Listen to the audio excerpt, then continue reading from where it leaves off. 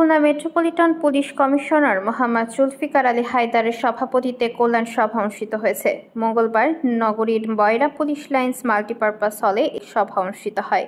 সভার শুরুতে খুলনা বিভাগীয় পুলিশ হাসপাতালের ভারপ্রাপ্ত তত্ত্বাবধায়ক ডাক্তার সৈয়দ AKMN করিম বর্তমান সময়ে ডেঙ্গুর লক্ষণ ও প্রতিকার সম্পর্কে স্বাস্থ্য বিষয়ক পরামর্শ প্রদান করেন। এরপর বিগত কল্যাণ সভায় প্রস্তাবিত সিদ্ধান্ত ও বাস্তবায়নের অগ্রগতি নিয়ে আলোচনা করা হয়। বাংলাদেশ পুলিশ দীর্ঘ চাকুরি জীবন শেষে 16 জন পুলিশ সদস্যের বার্ধক্যজনিত ও স্বেচ্ছায় অবসরে যাওয়ায় পুলিশ কমিশনার তাদের ফুলের শুভেচ্ছা, ক্রেস্ট ও উপহার সামগ্রী প্রদান করেন।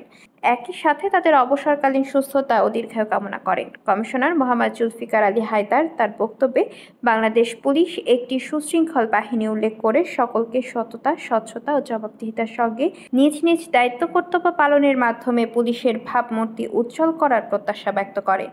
কল্যাণ সভায় ক্যাম্পের অতিরিক্ত পুলিশ কমিশনার আবু রায়হান মোহাম্মদ সালেহ এবং অতিরিক্ত পুলিশ কমিশনার মোসাম্মদ তাসলিমা খাতুন সহ ঊর্ধ্বতন পুলিশ কর্মকর্তা ও ফোর্স উপস্থিত ছিলেন।